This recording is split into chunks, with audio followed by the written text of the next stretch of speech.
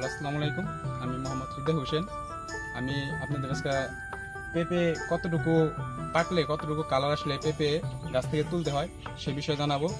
আর কতটুকু পেঁপে গাছের যত্ন দিলে পেঁপে ফলন ভালো হইব, কোন জাতের গাছ লাগালে পেঁপে বেশি আসবো বা ফলন ভালো হইব, কৃষক অল্প দিনে লাভবান হতে পারবো, সেই সম্বন্ধে আপনাদের কিছু ধারণা দেব। এই গাছটির নাম, এই পেঁপে গাছের নাম হলো টপলেটি, যে কিনা অল্প দিনে আপনার 3 থেকে 4 মাসের ভিতরে অত্যাধুনিক পেঁপে চলে আসবো। এখানে যে এই গাছে কিরম পেঁপে আসছে, আরো হয় যে অসংখ্য পেঁপে গাছ আছে, যেগুলোর মধ্যে অনেক পরিমাণ পেঁপে আসছে। আপনি প্রতি গাছে পেঁপে 1 থেকে 1.5 মণ পেঁপে আছে।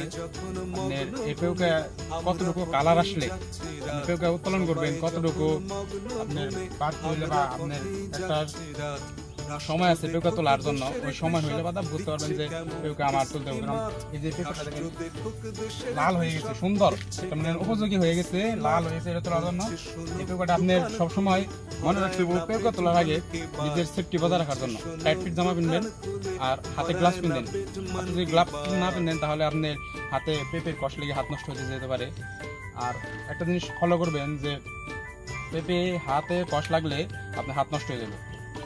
এর জন্য আমাদের হাতে গ্লাভস কিনতে হবে। আর হলো ধরে যে কাঁচি বা অন্য কিছু, এটা আমরা বলি কাঁচি, কার কোন দেশে কোন ভাষায় কি বলে জানি না, আমাদের এলাকায় এটা কাঁচি বলে। আপনি এই কাঁচি দ্বারা বা অন্য কিছু দ্বারা এই সুন্দর এই পেঁপেটারে কাটতে হইব। কত সুন্দর পেঁপে কেটে ফেলছে, যে লাল টক হয়ে গেছে। এটা আমরা বাসায় নিয়ে পেপারের মাধ্যমে পেঁচি এটারে আপনার খাবার উপযোগী প্রসেসিং করতে হইব, কারণ এটা আরো সুন্দর কালার আসবে, আসলে এটা দেখতে ভালো লাগবে।